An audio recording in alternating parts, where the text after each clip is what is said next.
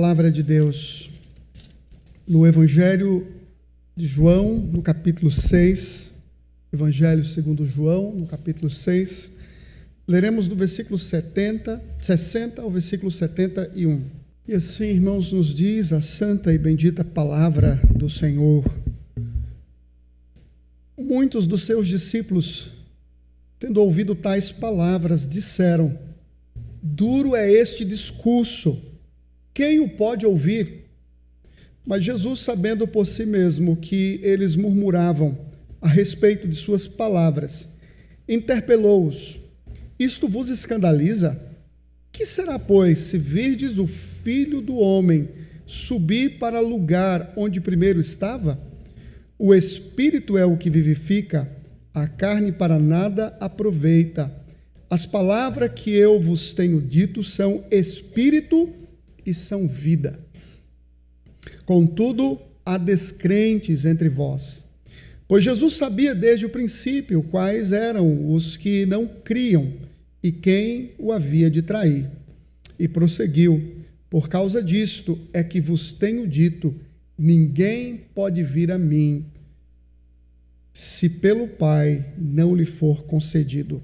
À vista disso, muitos dos seus discípulos o abandonaram e já não andavam com ele. Então perguntou Jesus aos 12: porventura, quereis vós outros retirar-vos? Respondeu-lhe Simão Pedro: Senhor, para quem iremos? Tu tens as palavras da vida eterna, e nós temos crido e conhecido que tu és o Santo de Deus. Replicou-lhe Jesus: não vos escolhi eu em número de 12, contudo, um de vós é diabo. Referia-se ele a Judas, filho de Simão Iscariotes, porque era quem estava para traí-lo, sendo um dos 12. Até aqui, irmãos, a leitura da palavra do nosso Deus. Vamos orar e pedir ao Senhor a sua iluminação sobre nós. Nosso Deus, nosso Pai, queremos esta palavra que é espírito e vida do nosso coração. Queremos beber desta fonte, queremos saciar a nossa sede, queremos matar a nossa fome com o teu Filho Jesus Cristo, o nosso Senhor. Por isso, Deus, nesta noite, mostra-nos Cristo, mostra-nos o teu Filho, por meio da tua santa e bendita palavra. Fala ao nosso coração e edifica-nos. É o anseio da nossa alma nesta noite. E é no nome dele, no nome de Cristo, que oramos ao Senhor. Amém.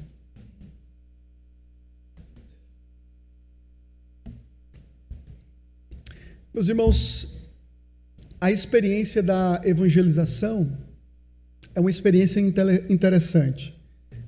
Esses momentos que nós temos saído aqui em torno da igreja para distribuirmos folhetos, nos proporciona alguns momentos bem legais e assim que vale a pena aqui compartilhar com os irmãos, né? Existe a experiência de você sair e de entregar um folheto a uma pessoa e ela simplesmente rejeitar. Ela não acolhe, não recebe o que você tem para oferecer. Muitos simplesmente ignoram. Elas não querem receber e elas não querem ouvir o que você tem para falar. Elas sabem o que você tem a dizer e o que você tem a transmitir, mas elas literalmente não acolhem. Alguns simplesmente recebem e tentam de alguma forma segurar você, mas não com o objetivo de conversar, de tentar saber acerca daquele assunto, mas a tentativa é debater o assunto. Nessa última experiência agora, nós estávamos entregando um folheto para um senhor que muito gentilmente ele pegou o folheto, mas ele nos deteve ali por alguns instantes porque ele queria debater sobre os dons extraordinários.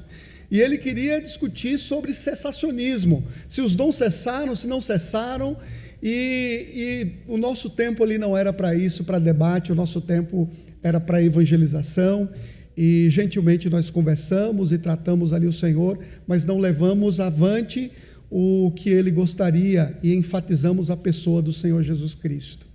Mas algumas pessoas simplesmente pegam, elas leem, elas se concentram naquilo que elas estão recebendo, mas outras pessoas elas recebem e de cara elas já se identificam, e muitas se identificam com um aleluia, um glória a Deus, né? Você entrega então a literatura e elas, glória a Deus, né? Ou aleluia. E é interessante, por que elas fazem isso? Elas fazem isso porque elas desejam se identificar, elas querem deixar claro para você que você está dando um folheto a elas, mas elas já são crentes, elas já de alguma forma acreditam em Jesus Cristo. E não são poucas pessoas, muitas pessoas acabam tomando essa postura porque elas querem se identificar como cristãos. E a pergunta é: será que isso é suficiente para identificar uma pessoa como crente? Para identificar uma pessoa como discípulo de Cristo? Será que um discípulo ou uma discípula do Senhor Jesus Cristo é possível conhecê-los com um simples aleluia ou com um glória a Deus? O nosso país está infestado de igrejas, as mais diversas denominações, não são poucas, são muitas. O evangelicalismo é grande e profundo no Brasil.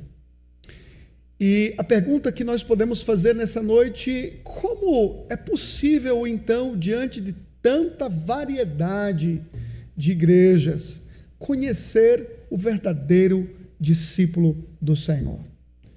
O simples fato de termos muitas igrejas no Brasil, muitas denominações, é o suficiente para dizermos: todos são discípulos, todos são crentes no Senhor, todos servem a Cristo com temor e alegria, com reverência, com sinceridade, com submissão à instrução de Deus.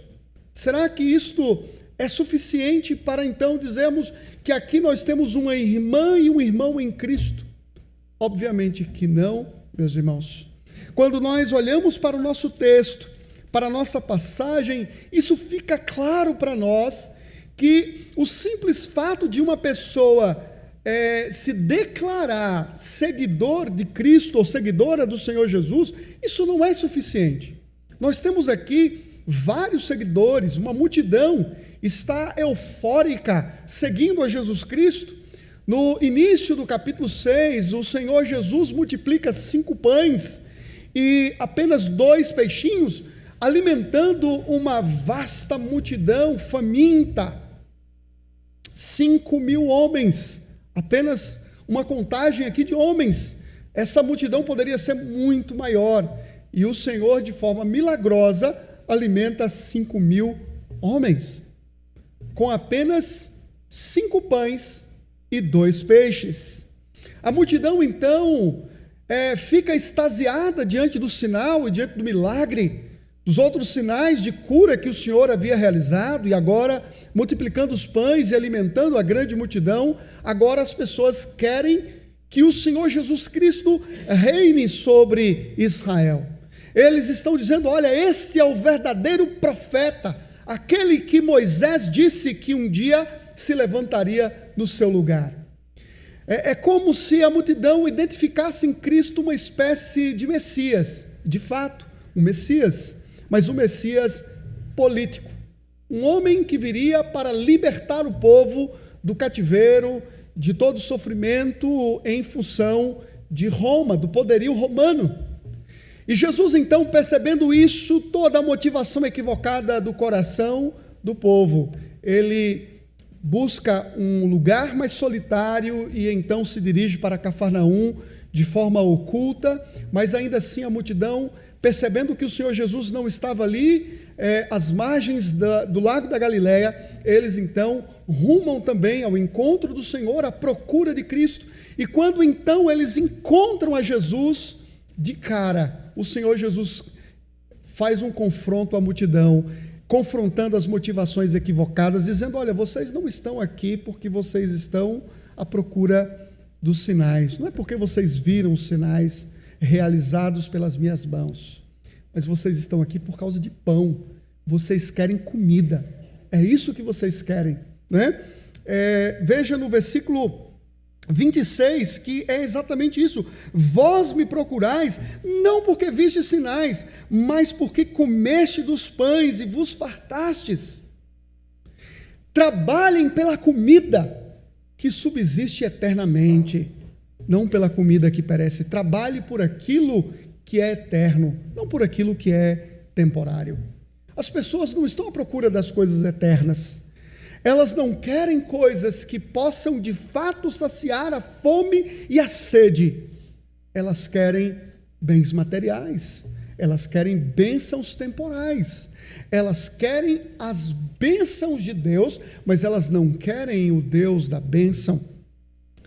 E aqui então Jesus fala que Ele é o verdadeiro pão, Ele é o verdadeiro alimento, e o problema daquela multidão é que a multidão não cria nele.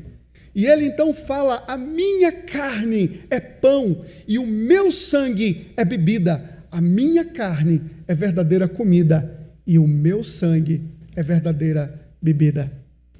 E isso gera uma certa insatisfação no coração desta multidão, a tal ponto da multidão se dissipar e se distanciar da presença do Senhor.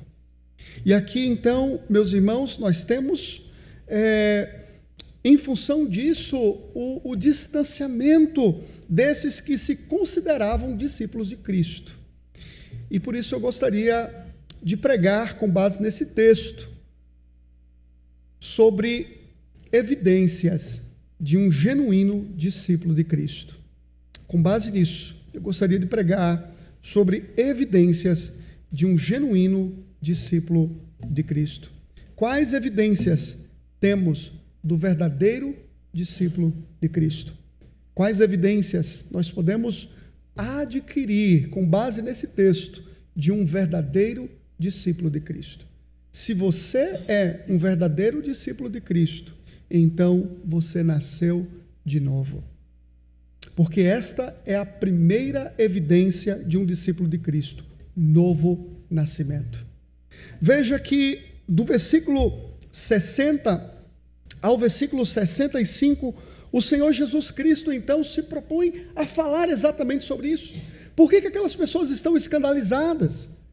Por que esses supostos discípulos do Senhor estão tão insensíveis ao discurso do Senhor, a ponto deles dizerem: duro é este discurso, quem pode ouvir?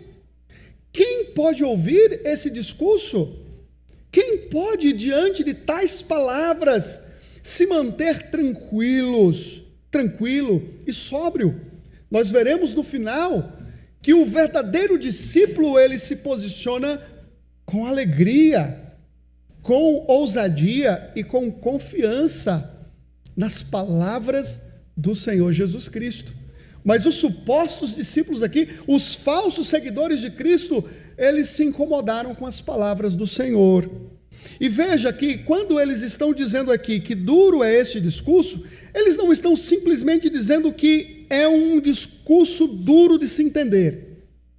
Porque às vezes nós temos alguns estudos, algumas lições com base nas Escrituras, que você fala assim: olha, tal assunto é difícil de entender. Tal assunto, Trindade, é um assunto difícil de entender. Predestinação e tantos outros ensinos das Escrituras, que para algumas pessoas não é fácil o entendimento, ainda que elas não desacreditem do ensino. Elas estão dizendo: eu não consigo entender tão facilmente. Eu creio, eu aceito, eu confio, é a verdade de Deus, está exposto na verdade do Senhor, mas eu não consigo entender tão facilmente. É um assunto difícil de entendimento. Assim como tem textos na Bíblia que são textos difíceis Não são textos fáceis de serem compreendidos. Mas o problema aqui não é esse. Eles não estão dizendo que o discurso de Cristo é um discurso difícil de entendimento. O que eles estão dizendo é que as palavras do Senhor são rudes. São palavras ofensivas, intolerável.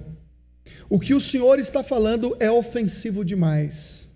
O que o Senhor está falando é rude demais. Como assim? O Senhor desceu do céu.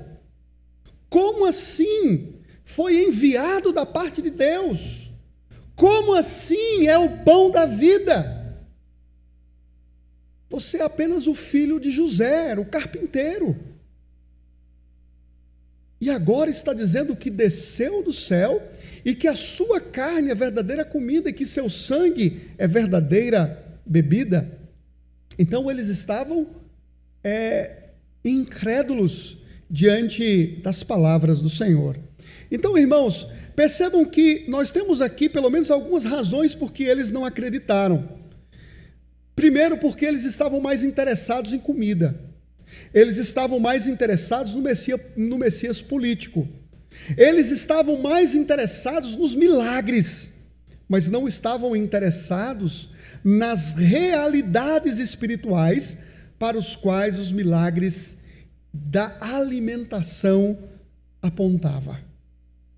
Não era esse o interesse. O interesse era puramente material. Eles também não estavam preparados para absorverem a autoridade de Cristo. Cristo está dizendo aqui que Ele é o pão da vida e que Ele é quem tem o poder de ressuscitar, de dar vida, de alimentar, de saciar, de matar a fome e de saciar a sede, né? Como ele diz aí no versículo 35, eu sou o pão da vida, o que vem a mim jamais terá fome e o que crê em mim jamais terá sede. Então eles também não entenderam, era um outro problema, eles não entenderam que Cristo está aqui se declarando acima de Moisés. Quem vos deu o maná não foi Moisés, foi o meu Pai. O verdadeiro pão do céu não é o maná lá do deserto, mas o verdadeiro pão, quem vos dá é o meu Pai, e eu sou o pão da vida. Mas eles também não compreenderam quando Jesus se identificou como pão e disse que esse pão é carne e esse pão é sangue, e que nós precisamos então nos alimentar de Cristo, nos alimentar da sua carne e nos alimentar do seu sangue. Obviamente que o Senhor não está falando aqui literalmente, isso vai ficar claro. Ele está falando de forma espiritual. Ele está falando da sua morte, ele está falando do seu sacrifício na cruz do Calvário, entregando-se como servo sofredor para que a sua carne seja moída, seja traspassada, para que o seu sangue seja vertido no nosso lugar. Mas eles não entenderam. Por quê? Eles não entenderam porque eles eram incrédulos. No versículo 36, o Senhor Jesus diz isso: porém, eu já vos disse que, embora me tenhais visto, não credes. O problema desta multidão era a incredulidade. Ela não cria em Jesus Cristo, não cria. O problema desta multidão não era só fé, é que ela queria facilidades. Ela não estava à procura de seguir de fato a Cristo, mesmo que isso implicasse em lutas e provações. Eles queriam facilidades, e não apenas isso, esta multidão estava obscurecida no entendimento, ela não conseguia de fato ver em Cristo o pão da vida. Incredulidade, facilidades e obscuridade era a realidade do coração deste povo. Veja que Jesus sobrenaturalmente percebe o que se passa no coração e nas conversas da multidão. Veja no versículo 61, mas Jesus, sabendo por si mesmo que eles murmuravam, e veja, eles murmuravam no versículo 41, quando Jesus disse que era o pão que desceu do céu. E no versículo 43, o Senhor Jesus mais uma vez os aborda dizendo: por que vocês estão murmurando, né? E ele explica que a razão do murmúrio é porque eles não nasceram de novo, eles não nasceram do Pai, por isso eles não entendiam o que Jesus estava falando. E aqui Jesus está dizendo: olha, por que vocês estão murmurando? Se o que eu estou falando, de que a minha carne é verdadeira comida e o meu sangue é verdadeira bebida, se isso vos escandaliza, então vocês ficarão ainda mais escandalizados quando vocês contemplarem este que vos fala, sendo crucificado numa cruz, sendo erguido numa cruz e, consequentemente, sendo assunto ao seu lugar de origem. Que coisa incrível é o que o Senhor está dizendo. Que o que Jesus Cristo está falando para esta multidão aqui, meus irmãos, no versículo 62, que será, pois, se virdes o Filho do Homem subir para o lugar onde primeiro estava? Ele está dizendo que o maior de todos os escândalos não é o simples fato de que a sua carne é verdadeira comida e o seu sangue é verdadeira bebida, mas o maior de todos os escândalos é a cruz do Calvário. Quando nós olhamos no capítulo 3 de João, nós percebemos que Jesus diz que aquele ato lá de Moisés levantar uma estátua da serpente de bronze, quando as pessoas olhavam para aquela serpente e com fé em Deus, eles eram curados.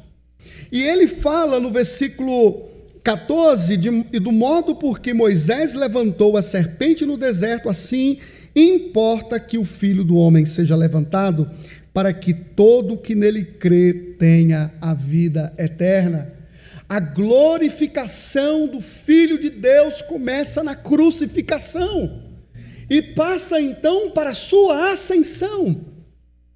E aquilo que era a maior glória e exaltação do Filho, que caminhava para a sua morte, ressurreição e ascensão, seria um motivo de escândalo. Como assim? O Messias, o libertador, morrendo numa cruz como um criminoso. O maior de todos os escândalos é a cruz do Calvário. Mas qualquer homem ou mulher que rejeita esse escândalo supremo será condenado, não será salvo. A salvação do homem depende da obra completa do Senhor Jesus Cristo, da sua morte e da sua ressurreição. E essas coisas não são compreendidas carnalmente. O homem não pode entender essa verdade humanamente, de forma humana. Somente por meio do Espírito Santo de Deus é que eles são capazes de compreender o que de fato aconteceu na cruz do Calvário. A cruz do Calvário para muitas pessoas será um evento comum, apenas de um revolucionário, de um homem bom que morreu numa cruz. Ou como um suposto cantor disse e falou que era coisa de alguém que não era um herói, né? Raul Seixas, na sua música Eu Não Sou Besta, né? Para dar uma de herói. Para muitos é apenas a loucura de uma pessoa que se entrega, mas a palavra de Deus é o próprio Logos encarnado. É a palavra encarnada. Inclusive, quando o texto diz que esse discurso, quem pode ouvir? A palavra discurso aqui é a palavra Logos no grego. Cristo é o Logos de Deus, é a palavra de Deus. Logo, a própria palavra encarnada de Deus é escândalo. É escândalo para os judeus e loucura para os gentios. Mas esta é a verdade que salva, esta é a verdade que redime. O Espírito é o que vivifica, a carne para nada aproveita. As palavras que eu vos tenho dito são Espírito e são vida. É o que o Senhor Jesus está dizendo para este povo, o que eu vos tenho falado. Eu não estou falando literalmente, mas eu estou falando que isso é Espírito e é vida. Só os regenerados, só aqueles que nasceram do Espírito são capazes de entender acerca da crucificação e da obra do Senhor Jesus. O meu sangue é verdadeira comida, a minha carne é verdadeira comida, o meu sangue é verdadeira bebida. Cristo está falando do seu sacrifício. E o que ele está dizendo aqui é que mesmo a sua própria carne sendo ingerida, literalmente, carne por carne, não tem efeito algum, Não teria efeito algum se o Espírito de Deus não operar no povo, se não operar nas pessoas. É pela operação do Espírito Santo que é possível que aquilo que foi dito tenha um significado profundo no coração. Minhas palavras são espírito e vida. E ele fala que havia muitos descrentes, tanto no grupo maior dos discípulos, há muitos descrentes entre vós, e também aquele que iria trair o Senhor conhecia perfeitamente quem não cria e quem lhe trairia. Mas o versículo 65 fecha toda a questão, quando o Senhor então diz: por causa disto é que vos tenho dito, ninguém poderá vir a mim, se pelo Pai não for concedido. Ele disse isso no versículo 37, todo aquele que o Pai me dá, esse virá a mim, e o que vem a mim, de modo nenhum o lançarei fora. E no versículo 44, ninguém pode vir a mim, se o Pai que me enviou não o trouxer, e eu o ressuscitarei no último dia. Logo, irmãos, um verdadeiro discípulo de Cristo é um discípulo que nasceu de novo. Somente o novo nascimento nos torna capazes, habilitados a entendermos a verdade de Deus. Sem o Espírito Santo nos dando nova vida, nós não somos capazes de entender. Por que você é um verdadeiro discípulo? Porque você nasceu de novo. Porque o Espírito entrou na sua vida e te deu nova vida. Então você é capaz de olhar para a palavra e de crer na palavra de Deus e de aceitar a palavra do Senhor. Nem todos que professam o cristianismo hoje, de fato, são discípulos de Cristo. Tem muitas pessoas que se ofendem com a doutrina de Deus. Muitos se ofendem com a doutrina da predestinação. Muitos se ofendem com a doutrina da condenação.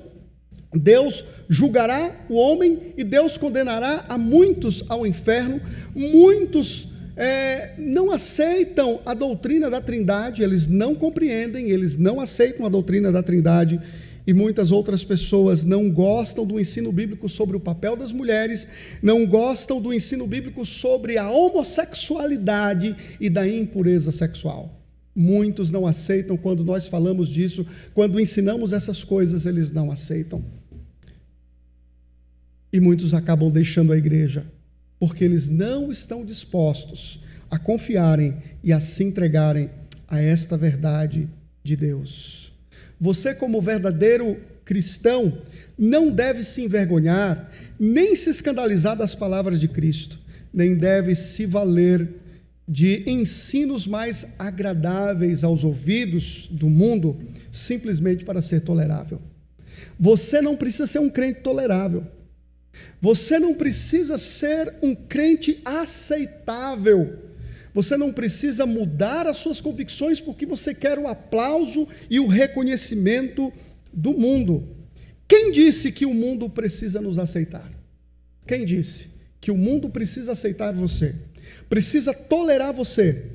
Precisa ingerir você de forma palatável? Não. Nossa missão, meus irmãos, é sermos sal e luz nesse mundo, vivendo o que Jesus nos ensinou, ainda que isso nos traga sérias implicações. O verdadeiro discípulo é aquele que foi nascido do Espírito. Sem a ação do Espírito Santo, ele não conseguirá compreender o ensino de Cristo e não será genuinamente um cristão, um discípulo do Senhor. Quais evidências temos do verdadeiro discípulo de Cristo? Primeiro, o novo nascimento. Segundo, a permanência no discipulado. Um verdadeiro discípulo de Cristo é aquele que permanece como discípulo, ele nunca se afasta, ele nunca rejeita o Senhor. Ele pode passar por momentos difíceis, ele pode passar por provações, ele pode ter dúvidas. Você tem dúvidas, eu tenho dúvidas. Nós muitas vezes não entendemos certas coisas, mas ainda assim nos mantemos fiéis na presença do Senhor, porque o verdadeiro discípulo nunca se aparta do Senhor, mas aqui o texto bíblico diz que, à vista do discurso de Cristo e de toda a tentativa do Senhor de explicar e de justificar as suas palavras, ainda assim muitos o abandonaram. Muitos deixaram de segui-lo. Veja aí no versículo 66. À vista disso, muitos dos seus discípulos o abandonaram e já não andava com ele, né?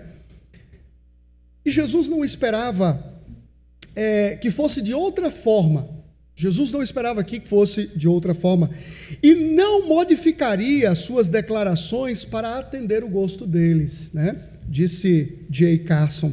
O que eles queriam, ele não lhes daria, e o que ele ofereceu, eles não aceitaram. Então, o que eles queriam, ele não lhes daria, e o que ele ofereceu, eles não aceitaram, né? Eles não permaneceram na fé. Muitos retornaram às suas tranquilidades, aos seus pensamentos, aos seus velhos hábitos, às suas intenções. Eles não retornaram para o Senhor, eles permaneceram no seu estado, afastados do Senhor. Vale ressaltar aqui, irmãos, que nós não estamos falando do grupo dos 12, nós estamos falando de um grupo maior que seguia o Senhor e que não conseguiu digerir o ensino do Senhor. Eles se ofenderam, eles acharam rude e eles então se afastaram do Senhor. As multidões queriam fazer de Jesus rei,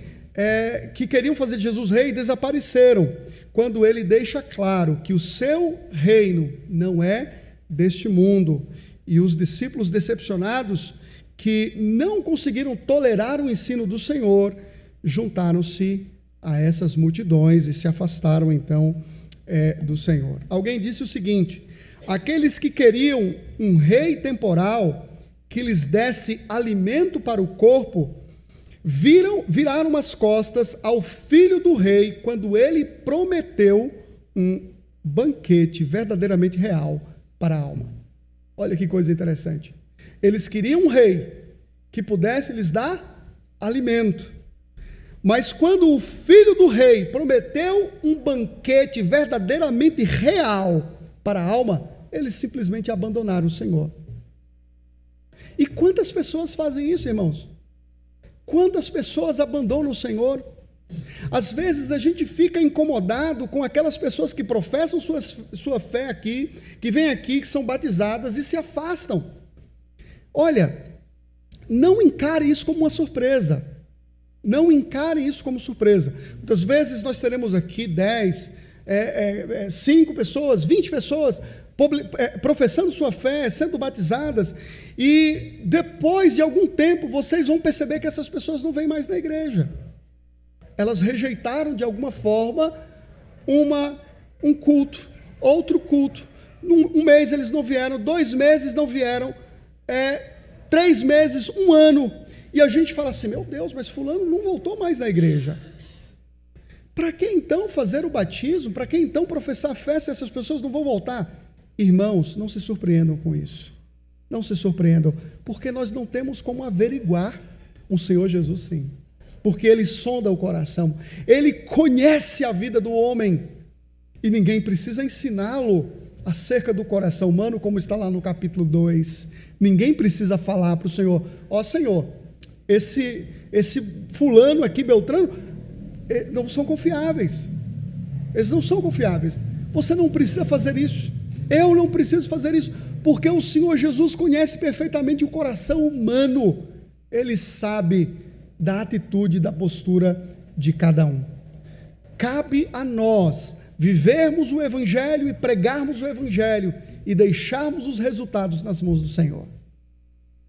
Eu me lembro de 2 pessoas especificamente que eu me encontrei, que eu me reuni, conversei, expliquei, justifiquei, me coloquei à disposição para esclarecer temas, assuntos, e ainda assim eles não voltaram, e não vão voltar, e muitos não retornarão, porque esta é a realidade. Muitos se dirão cristãos, e muitos professarão a fé cristã, mas no fundo não são discípulos de Cristo, não são verdadeiros seguidores do Senhor. Abandonarão ao Senhor por qualquer coisa. William Barclay fala uma coisa muito interessante e ele está corretíssimo. Ele diz assim: tem-se dito que a prova de fogo de um exército é a maneira como luta quando está cansado. Os que se afastaram teriam seguido a Jesus enquanto sua carreira ascendia, mas quando viram a primeira sombra da cruz, desapareceram. Que coisa espetacular. Está corretíssimo. Os que se afastaram teriam seguido a Jesus enquanto sua carreira ascendia, mas quando viram a primeira sombra da cruz, desapareceram. Muitos querem facilidade, muitos querem um cristianismo barato, sem sofrimento, sem lutas, sem dificuldades. Não é isso que o Senhor está disposto a oferecer. O Senhor Jesus Cristo disse: se alguém quer ser o meu discípulo, tome a sua cruz e siga-me. É isso que Ele oferece. O Senhor Jesus não oferece outra coisa além da sua cruz. A sua cruz, porque ela é o único caminho e o único meio da nossa salvação. A sua obra, a parte dela, da obra de Cristo, todos estamos condenados, todos estamos perdidos. O verdadeiro discípulo de Cristo compreende isso. E eu digo aqui que não tem coisa pior, irmãos, para um pregador, para um pastor, do que ver as ovelhas se distanciarem dos caminhos do Senhor. É frustrante, é triste, é difícil, mas isso vai acontecer, isso continuará acontecendo. Mas a nós que somos crentes, que somos discípulos de Cristo, devemos nos manter fiéis. Crianças, prestem atenção aqui no pastor, crianças, adolescentes, amem a Jesus agora, entendam, busquem entender o ensino do Senhor desde cedo. Não esperem chegar lá 18 anos para você publicar sua fé. Você não precisa chegar aos 18 anos para você publicar a sua fé.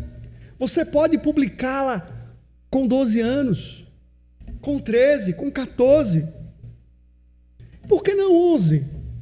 Se você compreende que Cristo morreu por você, que Ele é o único caminho para a salvação, então você não precisa alongar uma decisão que os seus pais compreenderam desde cedo, que você foi lavado e redimido no sangue do Cordeiro. E por esta razão eles vieram aqui, eles confessaram, eles batizaram você, porque eles creem que você é filho do pacto. E cumpre a você aprender desde cedo de Cristo. Não fique alongando, meu irmão, uma decisão que é para agora. Não espere completar 18 anos. Muitos esperam completar 18 anos para se afastarem do Senhor. Agora eu vou ter liberdade e eu vou fazer o que eu quero, porque ninguém mais vai me incomodar. Nós não precisamos disso.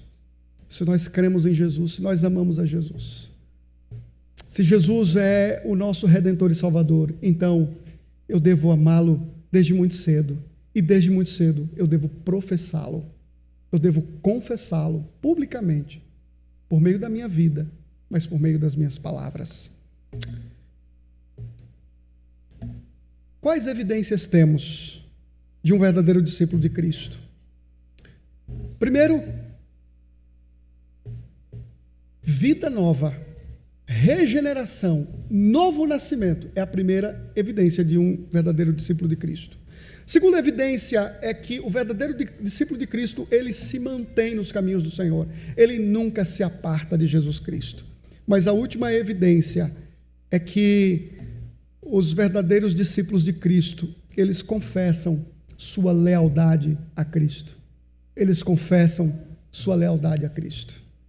O Senhor Jesus, então, se volta para Pedro e os demais, lá no versículo 67, e ele faz uma pergunta que certamente deve ter adentrado ao coração deles com muita profundidade.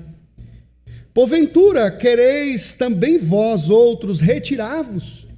Vejam, muitos me rejeitaram, muitos me abandonaram. Vocês também querem me rejeitar? Vocês também querem me abandonar?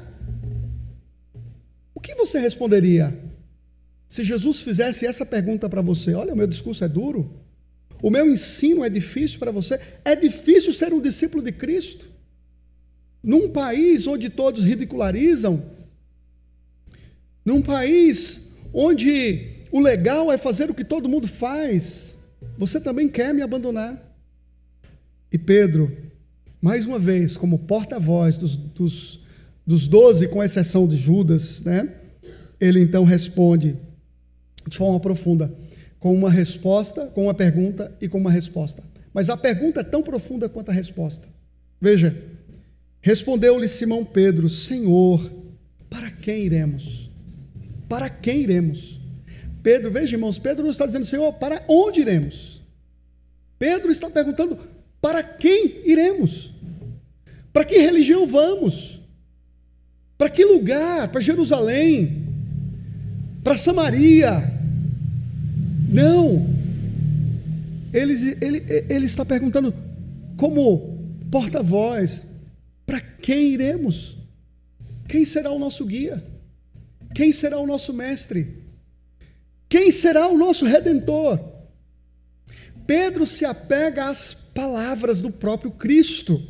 As minhas palavras são espírito e vida. E Pedro então responde: para quem iremos? Tu tens as palavras da vida eterna. Tu tens as palavras da vida eterna. Isso é uma confissão. Pedro está dizendo: não existe outro além de ti. Não existe outro guia. Não existe outro mestre. Não existe outro Senhor. Não existe outro rei. Não existe outro pão. Não existe outra água. Não existe outra fonte a não ser o Senhor. Tu és o bom pastor. Tu és a videira verdadeira. Tu és o Cristo. Tu és o Santo de Deus, aquele que foi separado por Deus, aquele que foi escolhido pelo Senhor para a nossa redenção e salvação. Tu tens as palavras da vida eterna e nós temos crido e conhecido que Tu és o Santo de Deus. Meus irmãos, o verdadeiro discípulo ama a Cristo. O verdadeiro discípulo permanece em Cristo. O verdadeiro discípulo crê em Cristo e conhece a Cristo. Nós cantamos há pouco: o meu maior desejo é te conhecer, dia a dia, momento a momento, é conhecer e crer. O que Pedro está declarando aqui é que a fé e o conhecimento não é apenas um desejo, mas é o estado da fé dele. Nós temos crido e continuamos crendo. Nós temos conhecido e conhecemos, e continuaremos conhecendo que Tu és o Santo de Deus. Cristo e ninguém mais além de Cristo é tudo o que nós temos, é tudo o que nós precisamos. Cristo não estava disposto a dar nada mais para aquela multidão, a não ser Ele mesmo. Entenda uma coisa, meu querido irmão: Cristo não dá o que você quer, Cristo dá o que você precisa, o que você necessita. Cristo dá o que você necessita, e você necessita do pão da vida. Ele é o pão da vida. Que declaração sublime de lealdade, de confissão, de amor, de fé dos apóstolos.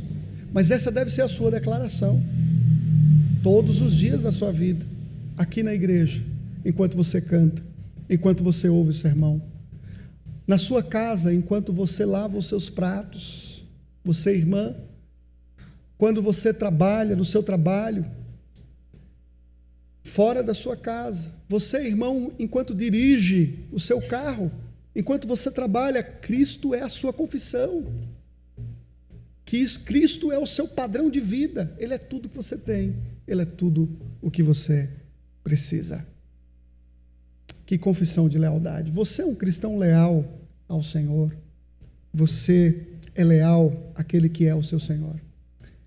O Senhor Jesus deixa claro, nem todos são leais a Ele. Judas Iscariotes era um traidor, e ele disse, um de vocês é diabo. O que você está falando, Pedro, em outro lugar, ele diz, olha, não foi nem carne nem sangue que revelou, mas o Espírito, mas o próprio Deus.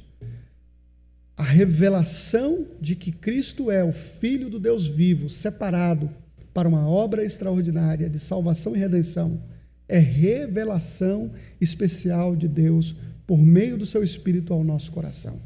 Mas nem todos compreendem, porque nem todos são filhos de Deus. Muitos são filhos do diabo, como ele disse, vós sois filhos é do diabo. E esse era o caso de Judas. Judas não era leal, mas os discípulos eram, e eles confessaram o nome do Senhor Jesus Cristo. Meus irmãos, confessemos lealdade ao Senhor, declarando o seu senhorio sobre a nossa vida. Eu gostaria de concluir este assunto, esse sermão sobre evidências do verdadeiro discípulo de Cristo, com uma adaptação daquela parábola da pérola de grande valor. Eu li essa adaptação e eu gostaria de trazer aqui do Juan Carlos Ortiz. Muito interessante.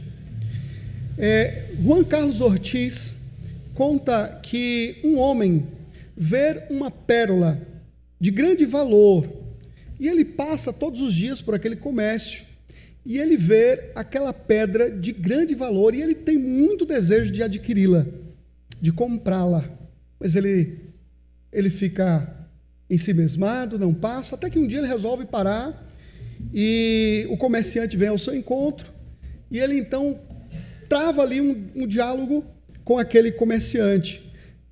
Eu quero essa pérola. Quanto isto custa? Quanto ela custa? O vendedor diz, é muito caro. Quanto? O bastante. Bem, você acha que eu poderia comprá-la? O homem pergunta. Ah, sim, diz o comerciante, todos podem comprá-la. Mas pensei que você disse que era muito caro. Eu disse, bem, quanto? Tudo o que você tem, diz o vendedor.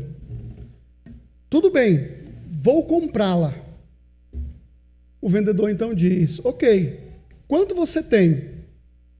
Bem, eu tenho $10.000 no banco. $10.000, ok, é meu. O que mais você tem? Nada mais, mas tenho aqui pelo menos $100 no bolso. O vendedor diz, é meu. O que mais você tem? Isso é tudo, nada mais. O vendedor pergunta, onde você mora? Na minha casa.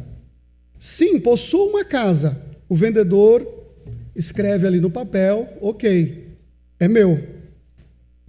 E aí então o moço pergunta, onde você espera que eu durma? No meu trailer? Aí o vendedor fala, você tem um trailer? É meu também. Anotou lá no papelzinho. E o que você espera agora? Eu não tenho casa, não tenho trailer. Onde eu vou dormir? No meu carro? Ah, você também tem um carro. Tenho um carro. Não, tenho 2 carros. Os 2 carros são meus. E anota ali também o carro. E ele então diz, olha, você pegou meu dinheiro, minha casa, meu trailer e meus carros. Onde minha família vai morar? E o vendedor então diz, você tem uma família? É minha também. Você tem esposa e tem filhos? Anoto aqui também. De repente o vendedor olha para ele e fala assim, esqueci. Você também é meu. Esposa, filhos, casa, dinheiro, carros, e você também é meu.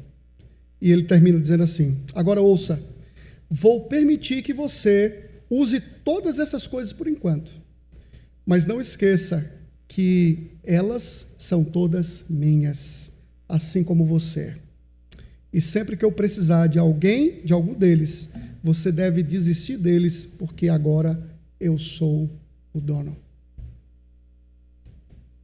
Quando você conquista a pérola de grande valor, não porque você se esforçou para conquistar, mas porque ela se entregou a você, a cruz do Calvário, você deixa de ser o dono da sua vida e de tudo que você tem, você passa a ser única, exclusivamente de Cristo. É por isso que você pode, à semelhança de Pedro, dizer: Senhor, para quem iremos? Para quem iremos? Tu tens as palavras de vida eterna. E nós temos crido que tu és o Filho de Deus. O verdadeiro de Cristo, o verdadeiro discípulo de Cristo, ele é nascido de Deus. O verdadeiro discípulo de Cristo permanece no discipulado. E o verdadeiro discípulo de Cristo, ele confessa a sua lealdade a Cristo. Que assim seja com você e que assim seja comigo hoje e sempre. Para a glória do Senhor. Amém.